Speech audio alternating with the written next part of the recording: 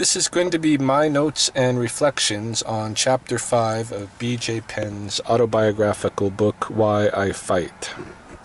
Chapter 5 is called New Beginnings. And I've been going through the book, recording my notes chapter by chapter, as an experiment to see if I prefer video recorded notes to handwritten ones, but also as a means of just sharing my thoughts on the book with YouTube land.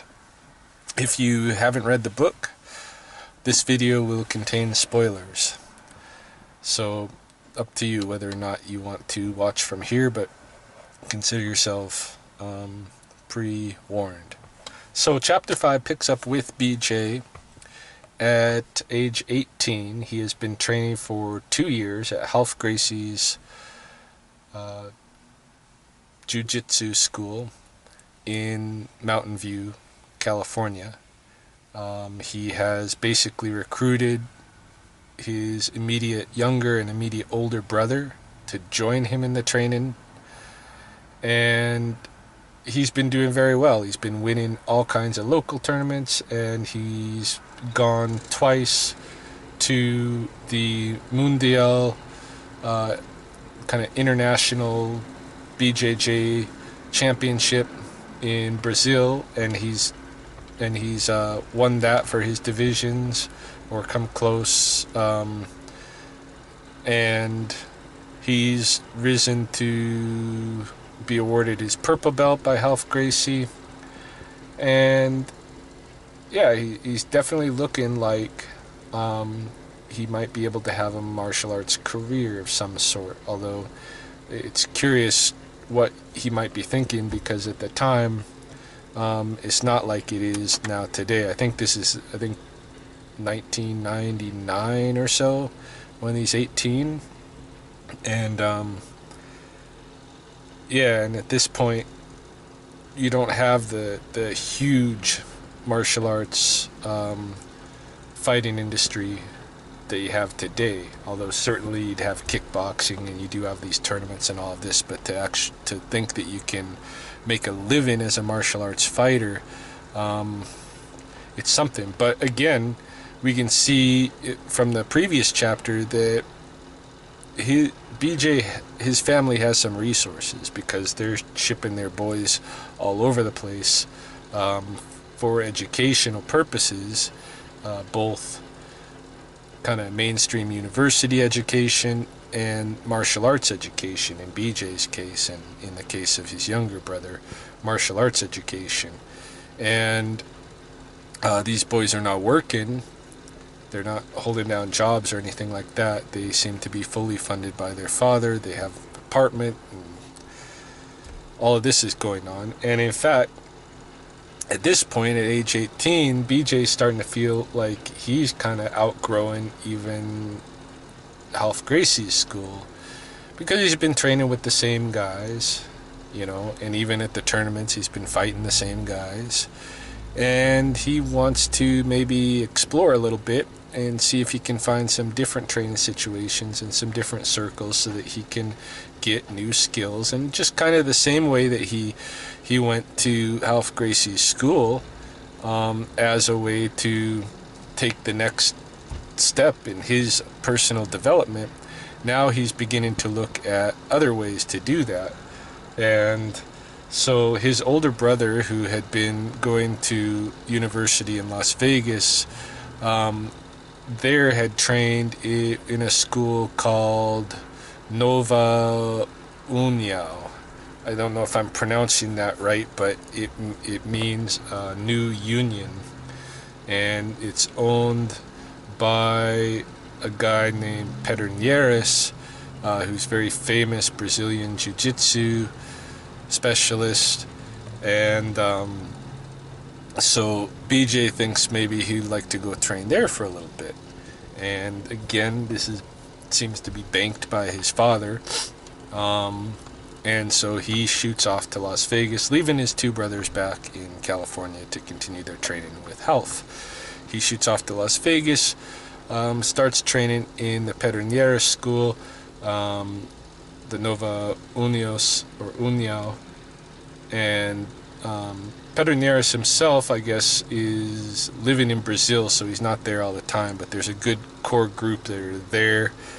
And so BJ goes in there and is training and is learning some new skills and with getting to work with some new people and some very skilled people.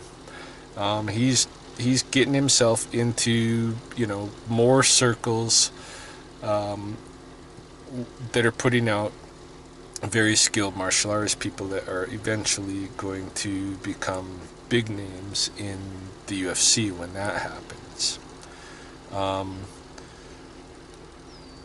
So he's building skills, and time comes for him to compete again in a tournament in Los Angeles called the Copa Pacifica. Everybody just calls it the Copa, I guess. This is a BJJ tournament. And so because he's training with Nova União school, he decides to, go in as a representative of their school this time. He wins in his division in the tournament, which is a purple belt. And Ralph Gracie gets all upset because not only was he not very excited at all about the idea of his student going to the Nova União school in Las Vegas and doing some training there. He wasn't happy that BJ left to do that.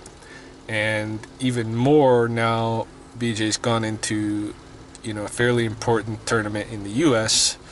And won with Ralph wearing, the purple belt that Ralph gave him, but he's claiming himself as a representative of Nova União school. And so Ralph gets mad, right? At this point he gets mad, he gets upset, he's very offended, and he doesn't want to do anything more with these pens. And so in retaliation, he kicks BJ's brothers out of his school.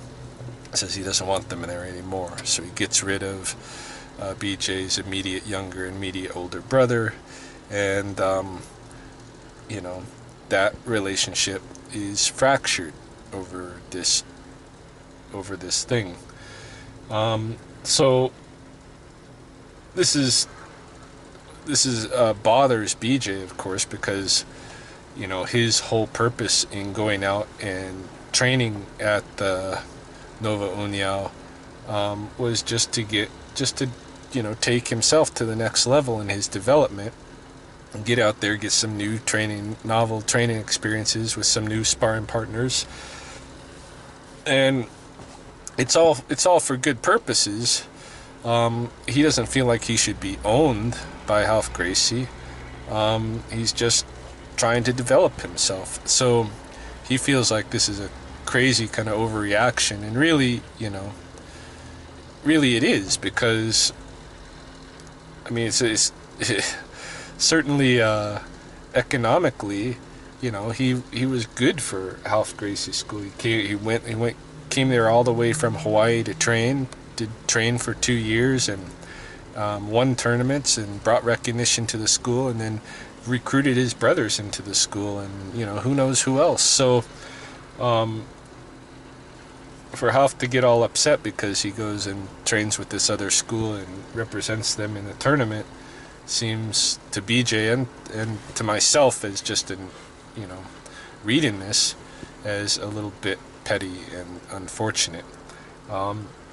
So anyway, the relationship is messed up with Ralph Gracie, and BJ gets more involved with Pederneiras school, and in fact Pederneiras comes to visit from Brazil shortly after his win in the Copa, and awards BJ with a brown belt. At the same time, this is when BJ gets the nickname the Prodigy, and this is given to him by Steve Da Silva, who I think came to the school with Pederneiras during that same visit, and was somebody that did a bunch of sparring at that time with BJ, and ended up giving him the nickname the Prodigy, and this nickname stuck. So that's how he gets his nickname. And he's in Pederneiras' group, and now that he's been severed from Ralph Gracie's group, he's even more immersed in the Nova União, and it comes time to go to another Mundial, which is the international championship Brazilian Jiu-Jitsu in Brazil. And so this time he goes as a member of Nova União, and he's going to be competing as a brown belt. And in fact, they put him in I think 2 classes up in weight than what he actually weighs in at. So he's fighting against heavier guys and guys that are in the brown belt division, and he's doing pretty good. He's making his way, toward the win position in the tournament, and he has one fight that's particularly difficult, where neither he nor his opponent are able to submit each other, or even to get an advantage over each other, at least in BJ's opinion. However, there is a move that his opponent does where that was judged as an advantage, and so he won.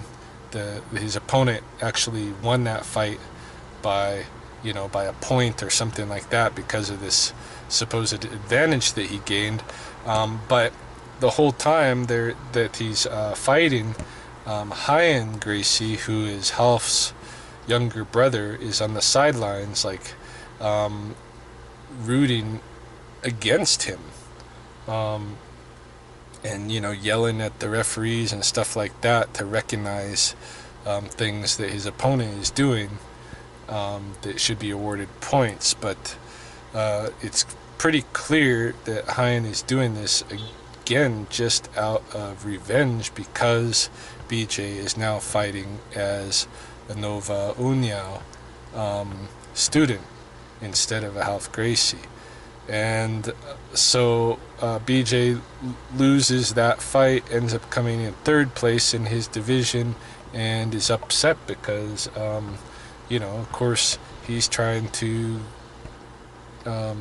make his way up in the martial arts world, and to lose a fight that he doesn't think he really lost, that was more of a draw, in such an important tournament, is a problem, especially if he's got the Gracies, or at least this sub-family of the Gracies, kind of trying to sabotage him.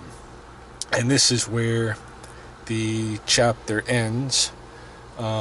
My thoughts all the way through the chapter were pretty much, in terms of reflective kind of thoughts and critical thoughts, of course I was paying attention to how BJ and his brothers are funded and sponsored to do all this stuff, and then, but more than that, it was that relationship dynamic with Ralph Gracie and BJ that I paid a lot of attention to, because this is still an issue in the martial arts today, and it shouldn't be. The modern martial arts is no longer, or should not be any longer, this culture where you are dedicated for life to one school, one family kind of a thing, where you only train in that school with that family, and are just completely committed there. Nowadays we know that the best martial artists, the most well-rounded, are going to go out and have a number of different training experiences in different places, and people do outgrow, or not necessarily outgrow, but once you've been working with the same crew for a while, you kind of plateau in your development. If you go into another different crew and have different sparring partners and different trainers and that kind of thing, you might take another whole leap in your training. You might gain new skills and this kind of a thing. It doesn't mean that you have to be, that you're against your old school if you go out and do some training elsewhere. What it does mean is that you can go out and get some new skills, bring those skills back to your old school, and help take everybody up a level. It's silly to have this notion that it's a very like antiquated idea that somebody should go into one school and just be statically remaining there, because that's not helping anybody develop. If you are a martial arts instructor and you really care about your students' development, if you really want them to be the best martial artists they should be, you should actually be suggesting that they go and try training in other conditions with other people and sparring with different people outside of your school. This is just the reality of modern martial arts, which is way above what martial arts were when people were always just dedicated to their one family, one school, and didn't have other training experiences. That is a huge limitation, and we've gone beyond that now. And so to hear that, well, I know that's still happening. I know that from personal experience. But to read it happening here, especially with like the Gracies, because of course I have respect for the Gracie family for what they have done to help martial arts all over the place take another huge leap in adding jiu-jitsu and ground grappling to their skill base. Pretty much nobody in martial arts now, well, I shouldn't say that, but I was gonna say pretty much nobody would do martial arts and leave jiu-jitsu out these days. But there are people who do,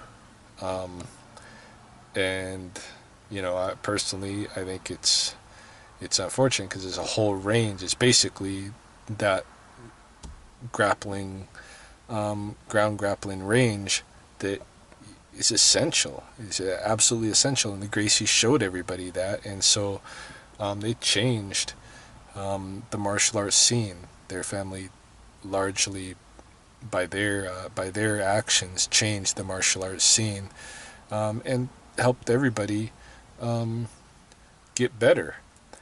And so, I got a lot of respect for them. But then to hear that they would be petty like this and holding their students back in this way, where they're not allowed to go out and train with other groups and learn other skills and be involved with other trainers who might take them to another level, to hear that they would be that petty to try to hold their students back or try to like sabotage their careers and stuff if they left to go train elsewhere, that's very disappointing. But of course, it's just this one. It's Half and Hyan, and that's not to speak for all the Gracies, for sure. But it does make you think.